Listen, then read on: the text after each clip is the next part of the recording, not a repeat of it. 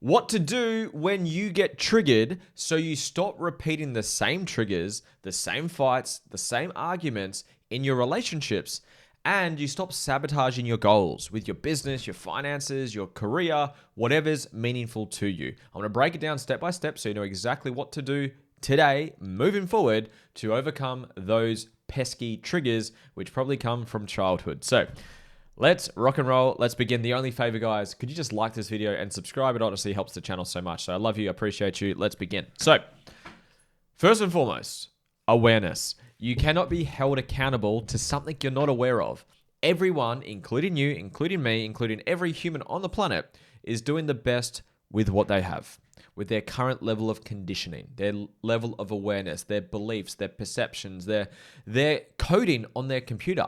It's like if you've got a computer with a virus on it, it's doing the best it has with what it's got. It's just got a virus there. So we want to identify the virus, and that's the key part when it comes to inner work is awareness. It's the first step in the sequence. So please become aware of this.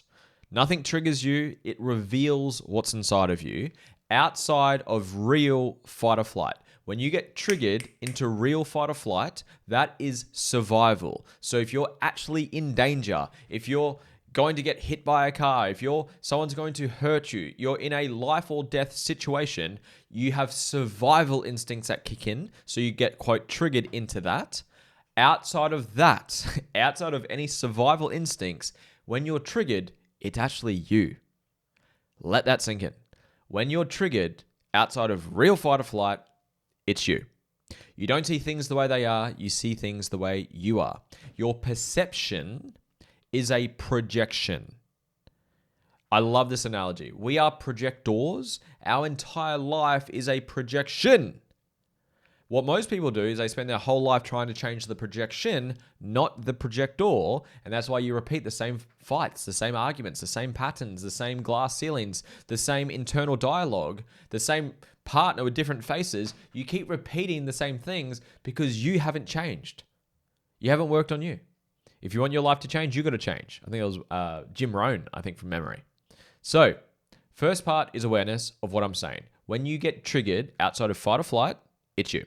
Now, what we want to do, there's two steps.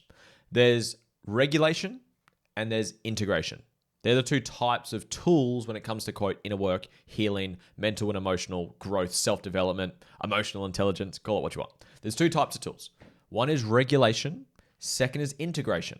When you're triggered, you are knocked out of balance. You are in fight or flight. You are not thinking clearly. You literally shut off your prefrontal cortex when you're in your amygdala, your fight or flight response. So when you're triggered, it is not time to integrate and find the wound and heal and work like on the deep integration parts. It's not the right time because you're literally not thinking straight. So we want to regulate. When you're triggered, we don't process, we don't integrate at that point. We want to regulate first. So my favorite one that I like doing is a diaphragm reset with a simple box breath workflow. So you breathe in for 5 seconds. Let's do it together as a team. So if you're driving, don't do this. if you're able to listen and do it with me, please do it. It's super simple, super easy. Takes a couple of minutes. So I want you to first find your diaphragm. So take your hand, your fingers. If you've got fake nails on, it's a little bit harder, but you can still do it. Find the sternum, your chest. It's the bony part of your chest. Now you want to go an inch or so just below your sternum, the bony part, and it'll be really squishy.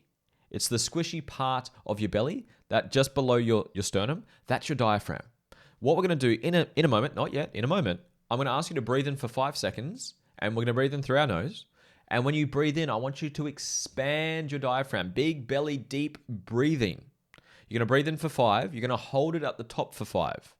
Then when you breathe out, you're going to breathe out for 5. You're going to push your fingers deep into your diaphragm. And then you're going to hold it at the bottom for 5. Then you're going to breathe back in. When you breathe in, stop pushing in. Like don't push against the breath on the way in. You're going to allow your belly and diaphragm to fill back up again. Okay. So we're going to do that right now. Okay. So everyone, wherever you're at, finish on your exhale right now. So breathe out. Now you're going to breathe in with me. 3, 2, 1. Breathe in. Fill up your diaphragm. 2, 3, 4, 5. Hold it at the top. 2, 3, 4, 5. Breathe out nice and slow. Push into your diaphragm. push in, and relax. 3, 4, 5. Hold it at the bottom. 2, 3, 4, 5. Breathe back in. Relax your fingers. Fill up your diaphragm. 2, 3, 4, 5. Hold it at the top. Remember, you're going to push in on the exhale. 3, 4, 5. Breathe out. Push your fingers into your diaphragm and relax. Just keep doing that flow, maybe for 1 or 2 more sets or cycles, and just focus on relaxing. Making a sound on the exhale if you want to, and just feeling connected, feeling safe. Relaxing your shoulders, relaxing your jaw, unclenching the jaw, feeling safe within your body, slowing down your heart rate. And just finishing the cycle of the breath that you're on right now. 3, 2, and 1. Beautiful. If you did that, how do you feel now? You probably feel, if you did it properly, a lot more relaxed. You're literally getting out of that fight or flight response, that sympathetic triggered or parasympathetic triggered response. You want to come into your window of tolerance, your safety, connection, play, nervous system. And that's a simple way to do it. Now, you might have to do it for longer, depending how triggered you are and how dysregulated you are. But you want to come back into homeostasis. You want to come back into balance. So when you're triggered, don't think about how do I integrate my trauma and do the stuff. Not yet. Regulate first. Do that. You can do other things like eye gazing with a partner if someone's around. Co-regulate with a dog, with a friend. Co-regulate with your partner. Do some meditation. Do some journaling. Go stand on the grass. Do some grounding. There's many things you can do to regulate. That's just a simple one that you can kind of do at like all moments. Just breath, diaphragm reset, and chill out. So that's regulate. Second, integrate. What we want to do is then self-reflect and find what triggered me. What triggered you? Remember, outside of fight or flight, it's actually you. It's not your partner. It's not the boss. It's not the coworker. It's not the client. It's not anything. It's you. It's your projection onto them. Now, a trigger is one of two things. It is a perception of a reflection of a perception, or it is a belief of yours being challenged. Okay, listen to that again. It is either a perception being reflected, or it is a belief being challenged. So what that means is, say someone has a belief. I'll use politics just because it's quite triggering for you guys. I'll use Mr. Donald Trump. So I'm kind of neutral. I'm not going to share my political views on this podcast. But if I went up to someone, to you right now, and say I love Donald Trump or I hate Donald Trump, depending on your beliefs, that will maybe trigger you. Now, I can use religion. Say I went up to someone's religion and just said, your religion is fake, it's wrong, it's incorrect, it's a cult, la la la la la. If that's conflicting their beliefs, it could trigger them. Maybe you have a belief around being not enough. Maybe you have a belief around being too much, about being stupid, about being dumb, being ugly. So something's challenging or revealing a limiting belief of yours, or it's a reflection of a perception. So trauma, for me, is a moment of overwhelm or underwhelm where you create a lopsided perception. So I use this exercise a lot with my clients. So I want you to think of dad. Don't judge your answers. I'm just going to do this one quickly. I've done this heaps of my content. So if you've done it before, you can do it again, or you can skip past it if you want to. Think of dad. Don't judge your answers. In a one-word answer, it'll be a trait, a behavior, or a part of who he is. Don't judge your answers. In a one-word answer, what's the one thing you dislike most about dad? It'll be a trait, a behavior, or a part of who he is. Anger, controlling, manipulation, dismissed, unloving, victim, whatever it is. There's 4,628 traits that human beings can display. So think of those words. Come up with like 3 if you can. So 3 for dad, and then do the same thing for mum. So think of dad. What's the one thing you dislike most about him? What's the one thing that triggers you most about him? Or what's the one thing you wish could change about him? Then pause the video if you need some more time. Then move on to mum. Do the same thing. What's the one thing you dislike most about mum? What's the one thing that triggers you most about mum? What's the one thing you wish could change about mum? Pause the video and find your answers. Once you've got your answers, those answers are wounds of yours. When someone does these things to you, it triggers you. And you ironically attract these things into your life, especially relationships.